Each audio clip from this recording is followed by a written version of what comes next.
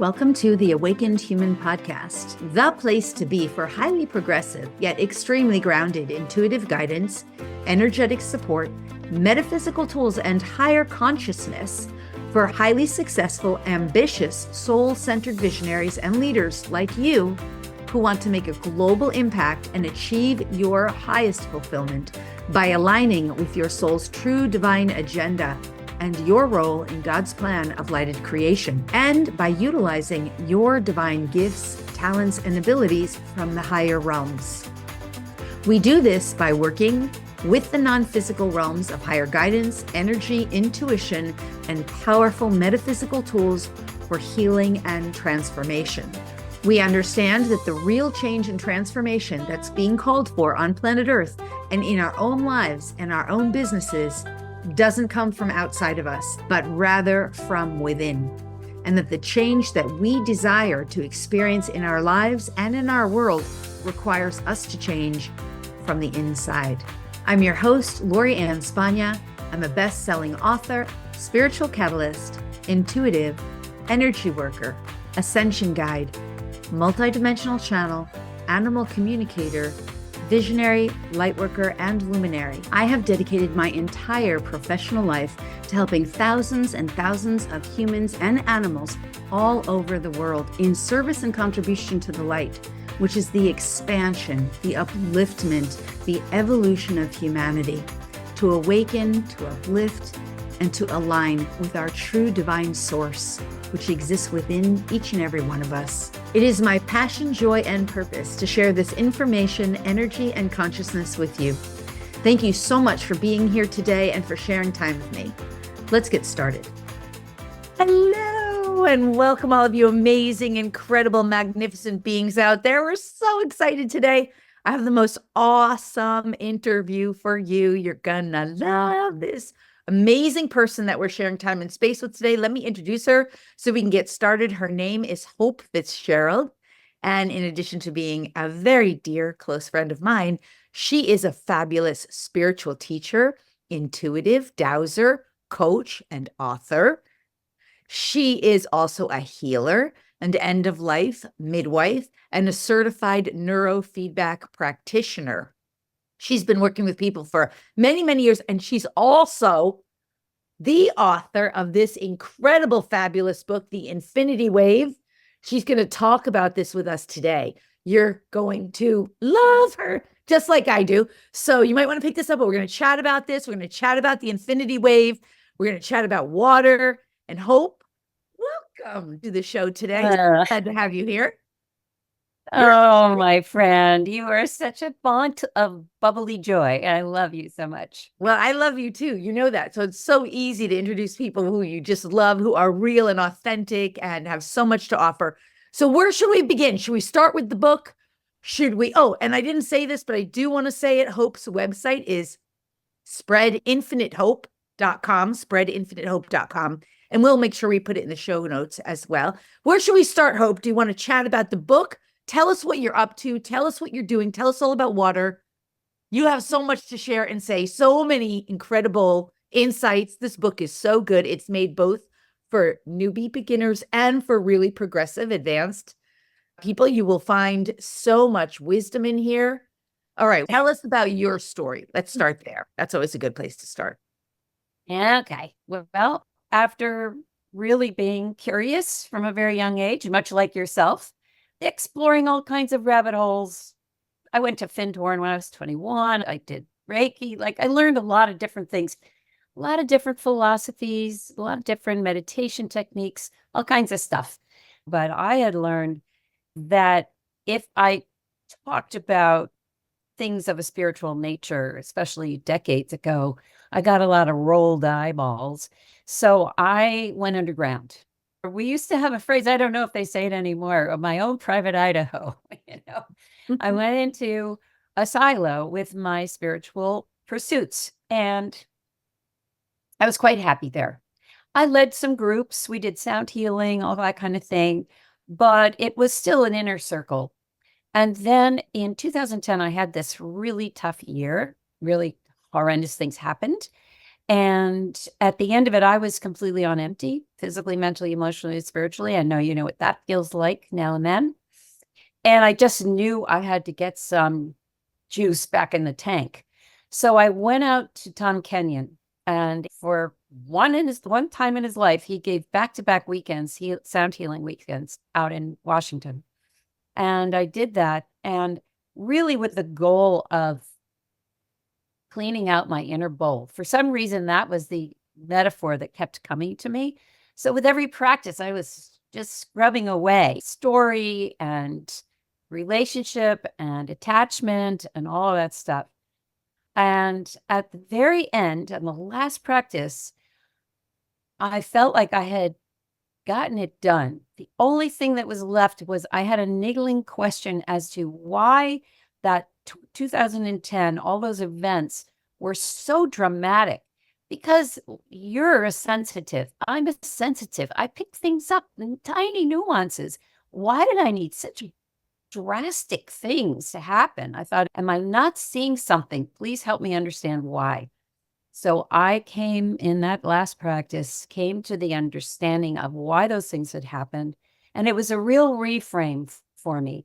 And I was so grateful for the understanding that at the end of it, I just, in my mind's eye, not in actual physicality, but in my mind's eye, I went prostrate on the floor in gratitude, and what sprang out of me were the words silently, I am a willing vessel, do with me what you will. Complete surrender in gratitude. It felt so good. And I couldn't even identify to whom I was talking, but the big kahuna, let's put it that way. So I came home 3 days. I was so delightfully empty. And then I had a friend over. I was walking across my living room, and all of a sudden, right in front of me is this gigantic wave. It's gorgeous, turquoise, moving towards me, not threatening. And there was a byline with it, and it said, this wave represents a push of evolution that is coming to the planet. It will be anchoring around the earth, and it will be moving around the earth, anchoring in at the end of 2011.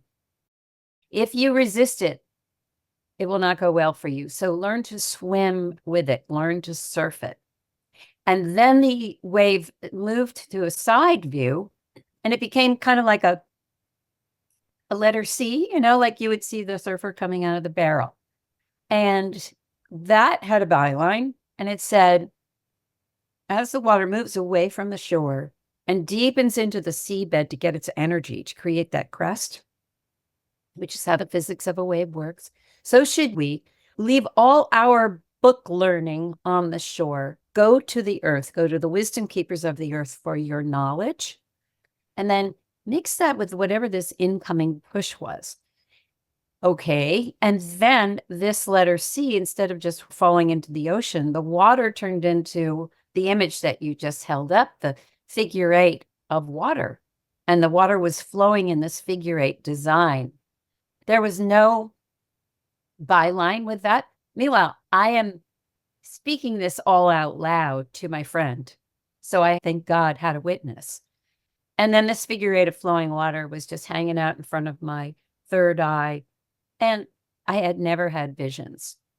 When you have a vision, does it look really real? Well, I think visions come in different forms.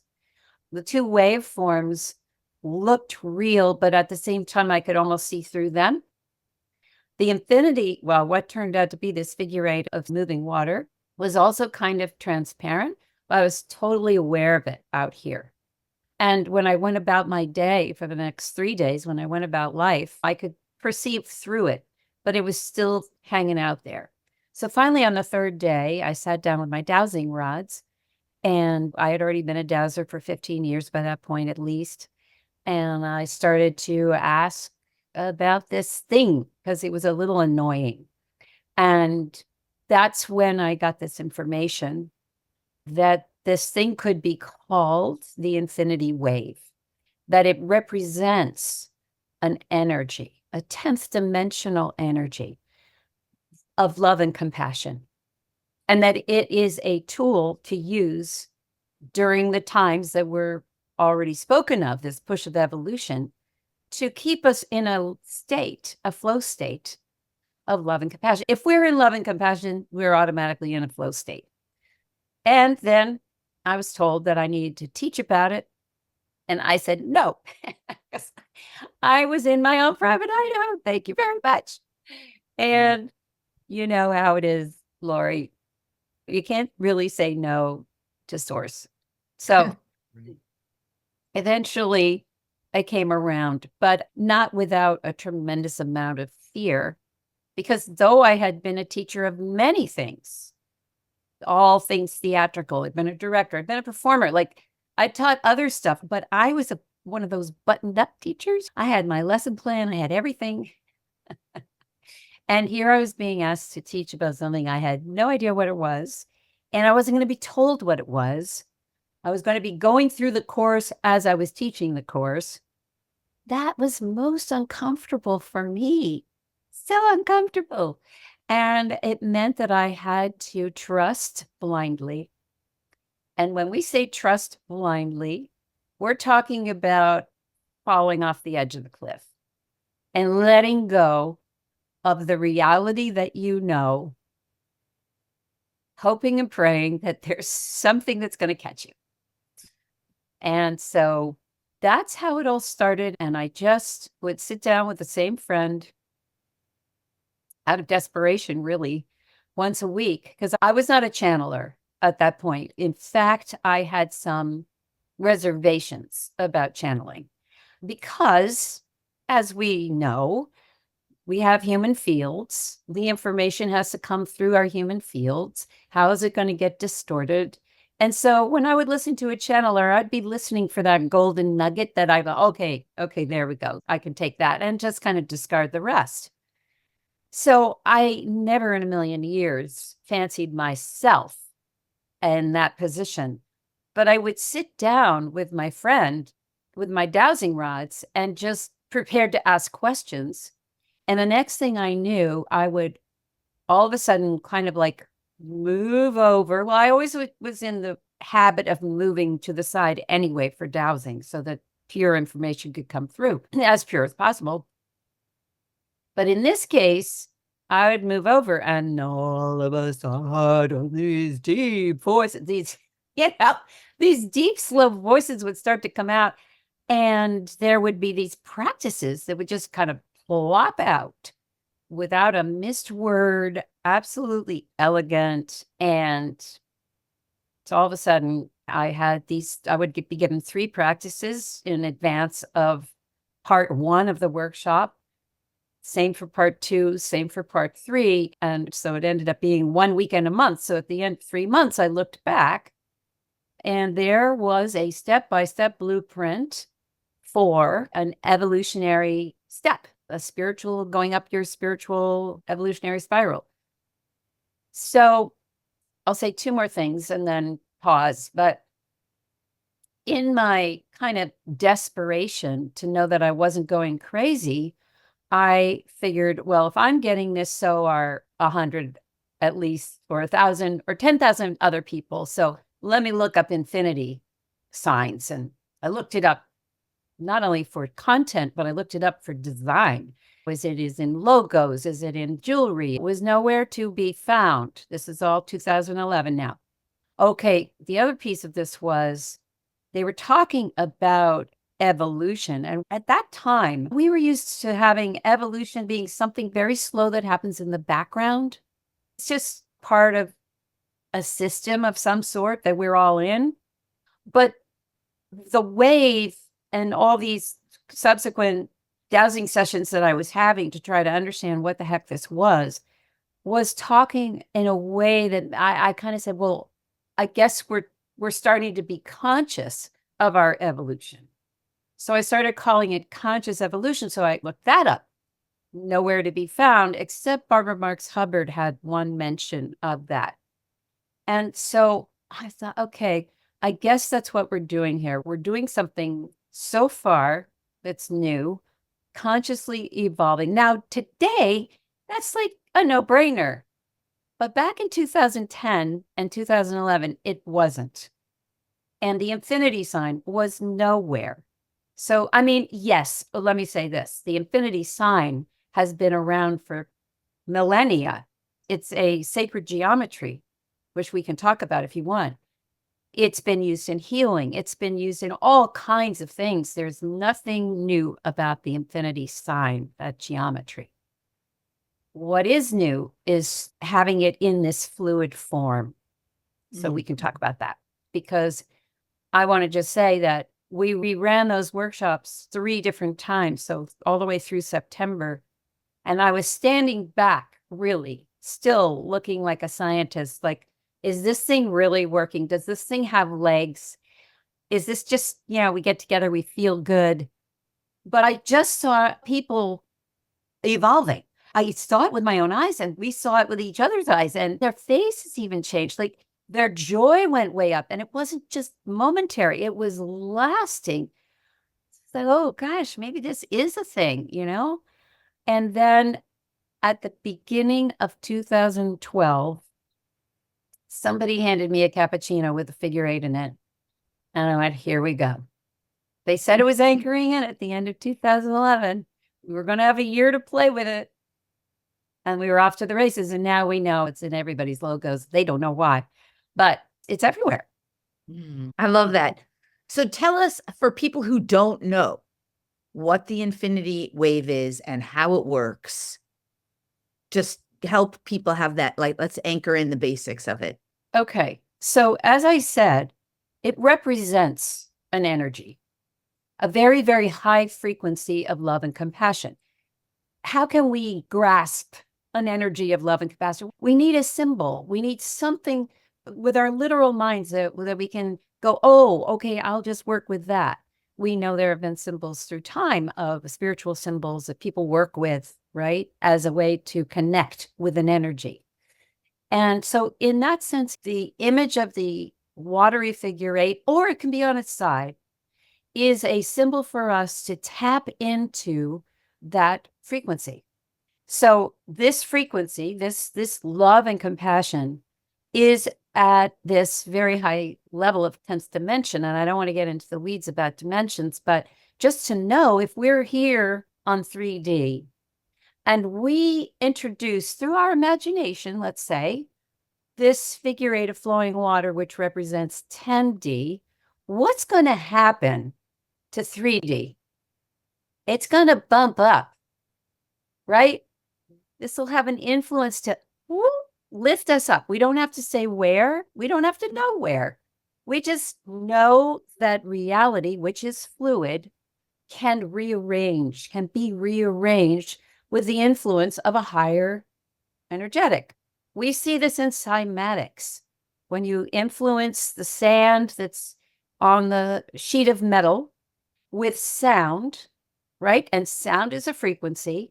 And you change the dynamic of the sound, you raise the frequency of the sand rearranges into more and more elegant geometries. Same thing is happening in our bodies, by the way, with the water in our bodies.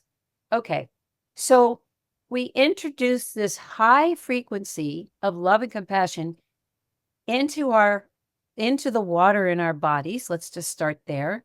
Now we have structured our bodies with this high frequency of love and compassion. So all of a sudden, without trying to get into the emotion of love and compassion, we are already in it, and we're in it at a higher state, because 10th dimensional is not emotional, right? Here we are in 3D, and emotions are kind of thick.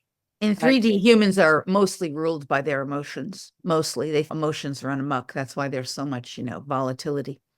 But you want to know something? As you're speaking and I'm listening to you, and, I'm super psychic, super empathic, I had the awareness of a higher self aspect of you that came in and offered me the infinity wave,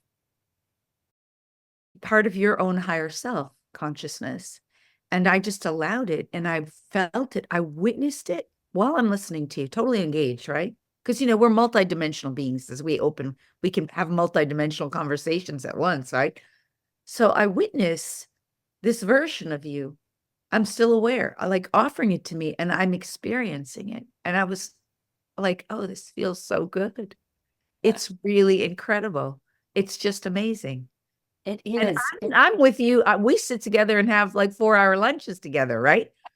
And yet, it's just for some reason, because we're on this engaged in this way. This is the first time I ever had your higher self come in and offer it like that. And literally, I'm being shown this wave moving through my body. And like Beautiful. it seems so cool. I can feel it. So wonderful. I want to ask you, do you want to go in the direction a little bit of water, how that's related? Or do you just want to talk more about like some of the benefits that people are experiencing from working with the infinity wave? Because you have so much rich knowledge and wisdom to share. I want to let you say where you think it would be best to go. Well, maybe I can bring some of the water piece into the examples, because I think, people say, well, am I just supposed to imagine it? I think I can help people grasp it if I tell a story or two and maybe weave the water in as well. I'll say a few examples. So I had a friend who went through the workshops, those early workshops with me. And at the end of 2011, she needed to have a very serious surgery. And this story is in the book, but it's kind of tells the whole tale. And we had to go out to California. We're in Massachusetts. We had to go out to California to do the surgery. And she had studied hypnosis before surgery, which, by the way, I recommend to everybody.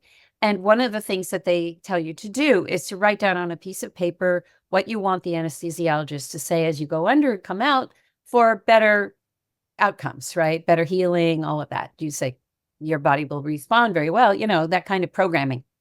So she had done that. She'd written it on beautiful Italian paper, and it was very nice. And now this was a serious surgery of the neck for the muscle, the bone, and the nerve. So that's why there was only one doctor who could do it. And that's why we had to go to LA. Anyway, I'm saying that because anybody would be nervous going into this surgery, right?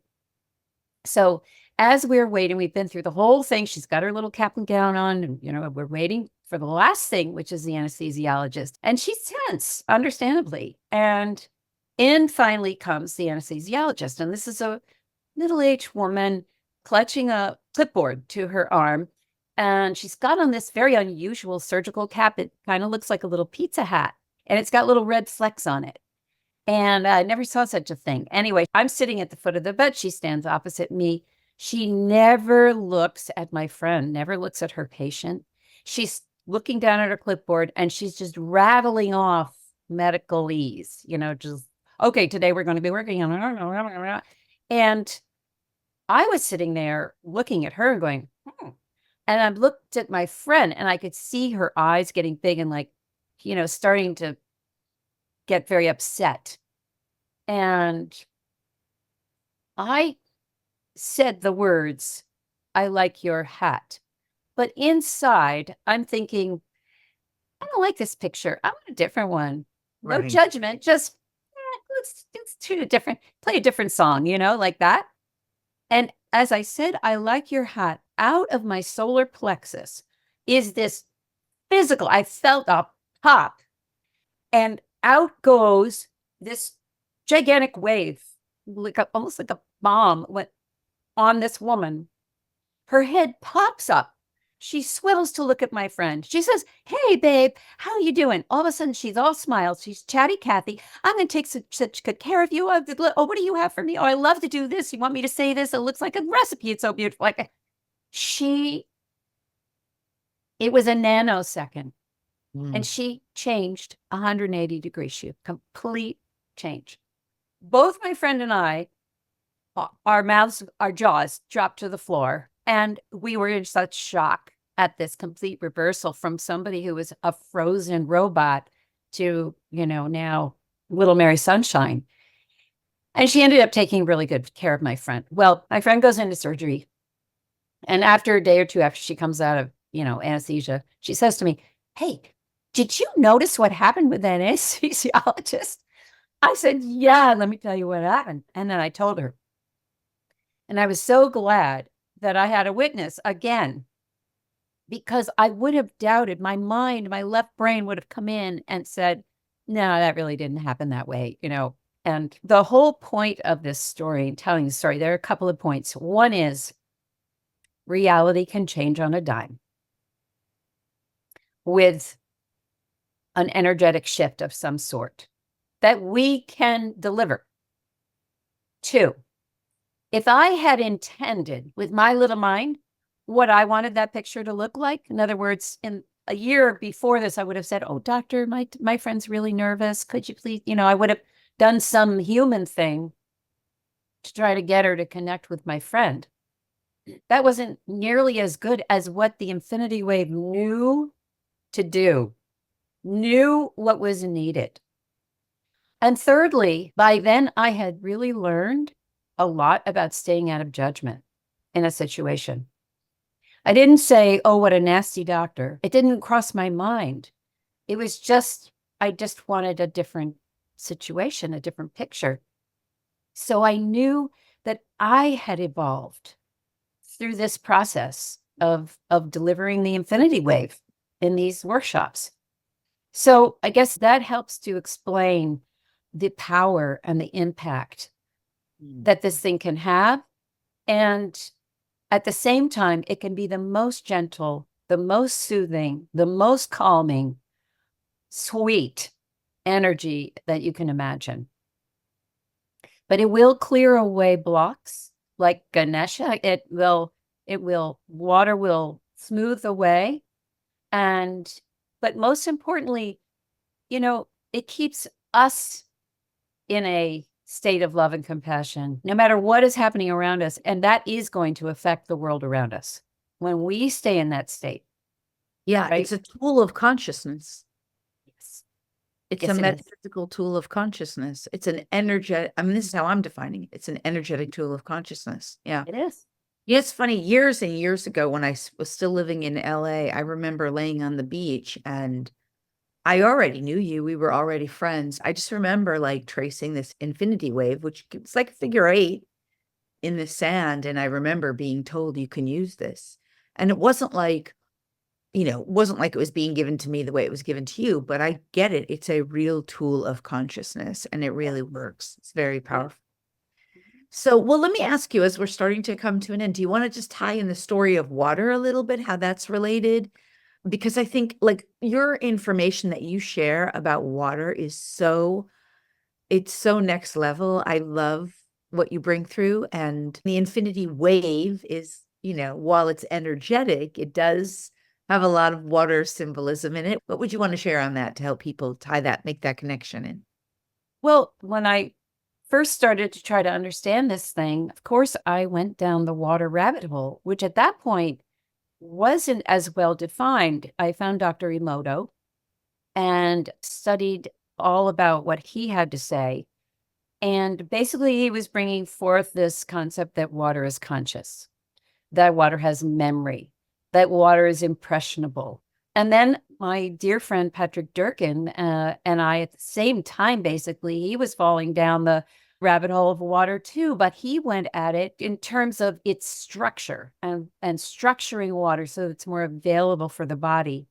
But both of us were in this process of discovering that maybe water is this bigger thing, this thing we take for granted, this thing that's everywhere, including in space, like in huge amounts in space, and raining down on us every day. Water comes into our oxygen, into our atmosphere every day. This idea, I know I started to have this idea that maybe water, and I'm going to just say it, maybe water is God. Maybe water is the great unifying principle. And Dr. Emoto stopped short in his books from saying that. He came to the edge. But I heard him in an interview and he did say it. But I was already there. I was already falling in love with water, and water now was communicating with me. And I walked on a beach once in Florida and I was asking all these questions of the universe and of source, whatever. And I noticed that when I asked a question and the answer was yes, this big wave would come up and cover my feet. When it was a no, it didn't come. And I just started to notice, wait a second, is the ocean talking to me? And then I realized that it was. that it was sending me the feedback when my questions were a yes. It happened every time. And I started to laugh because I'm like, oh my gosh, how many times have I sailed? Have I swum? Have I done all the things with water and just not even realized that it's right there available to have a chat? Yeah. Just amazing. So cool. So, Because the thing, water is the ultimate healer. It is, I always say that. I know there's more to your story, but water is so conscious. I know that's what you're saying. yeah. And one of the things I've always said is like, I have so much water in my astrological chart. And I know that you do too. And it's so amazing because water, to me, water is love. Water is consciousness. Water is like, water is what restores balance.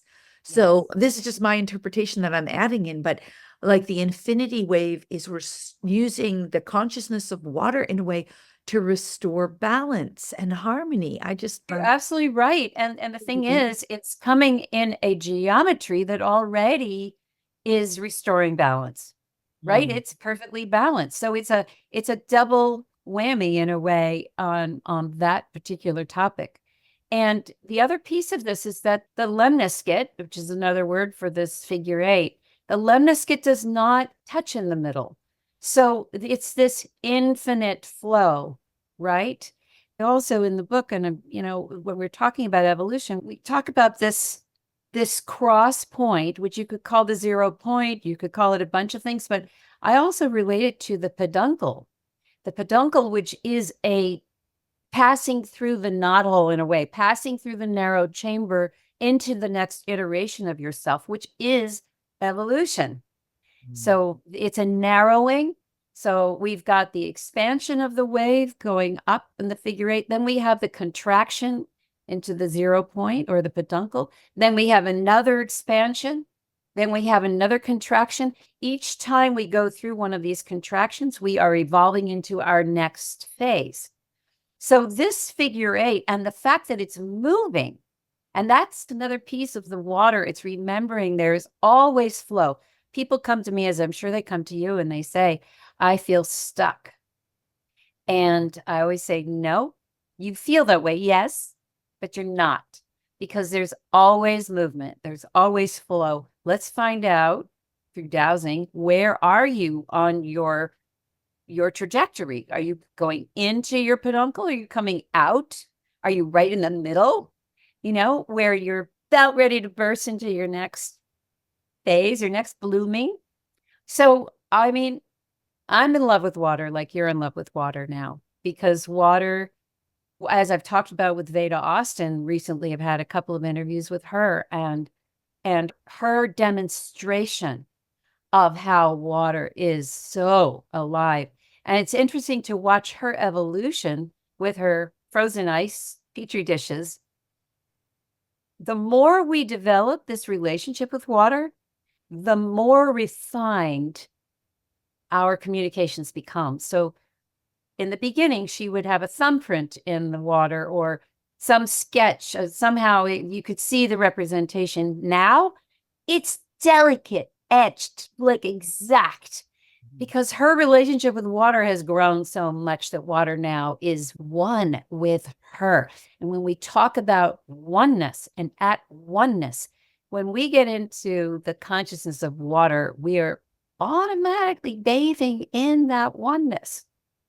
So anyway, those are just a few thoughts. Yeah, that's why I moved to Florida, was just so that I could swim all the time whenever I want.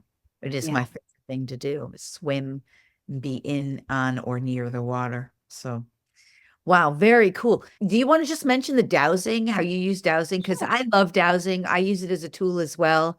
I've always been a dowser, whether it's with my body or a pendulum or the rods, but I love every time I see you, I'm like, can you just do one question for me? Like, you're just so good with the dowsing rods. Do you want to say anything about that? Sure, just so everybody knows. So these are my big dowsing rods.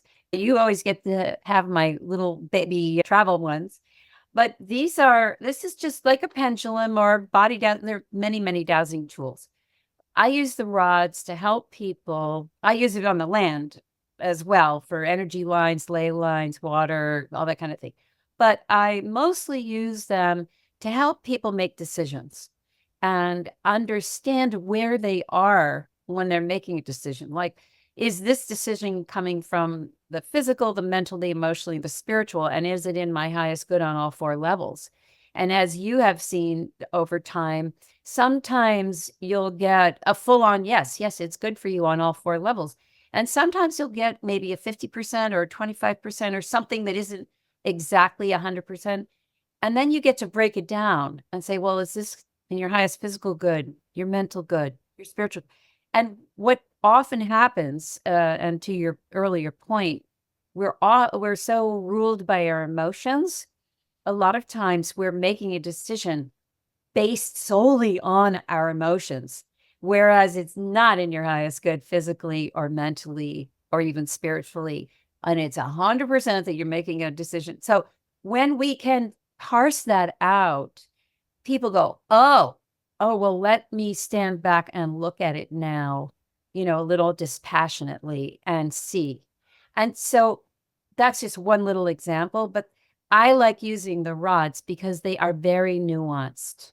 I use a pendulum for energy clearing and for healing, but I find that the rods are fast and nuanced for any question. Yeah, I always love working with you with the rods because it's really fun and it's fun to watch you work.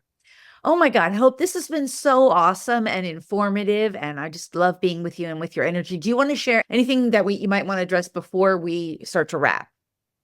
The main thing that I always like to leave people with is that and I know your listeners are on the same page, but it is really each and every one of our responsibilities to consciously evolve. And here's a tool. It's going to help you do it. And there are lots of other tools out there. Please put this one in your toolbox and give it a shot. Awesome. Love that. I want to remind people about your book. I'm sure they can get this anywhere where you buy books, right? And of course, your website, spreadinfinitehope.com. Such a good website name. So good for you, right? Do you want to just tell anyone about anything else, where they can find you or how they can connect with you just through the website? Anything else? But there's one other place, and that is you-awake.com, where I do online and in-person workshops with my friend Gary Malkin, the composer.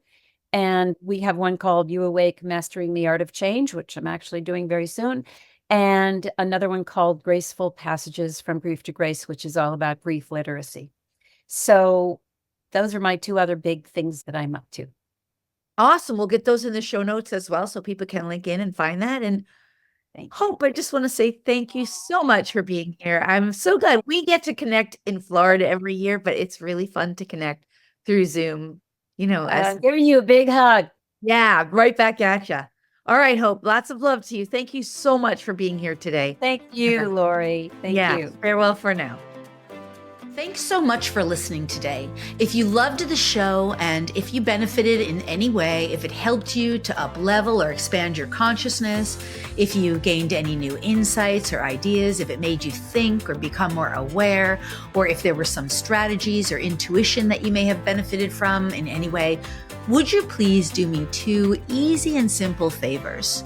First, if you would be willing to leave a review, it would mean the world to me. I'd be so grateful. And second, if you're willing to share this show with anyone else who would benefit, you can either post it on your social media or just email it to someone and share it with another person or any other people. It would be so awesome.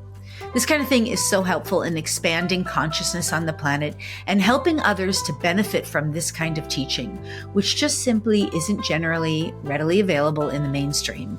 So sharing it really helps others benefit and helps our planet evolve and awaken. Plus, expressing gratitude and generosity in this way will also expand your capacity to give and receive even more.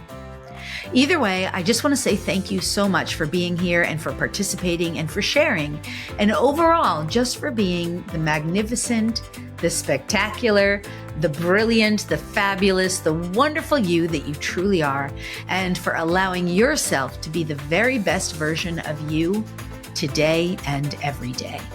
All my love and gratitude to you.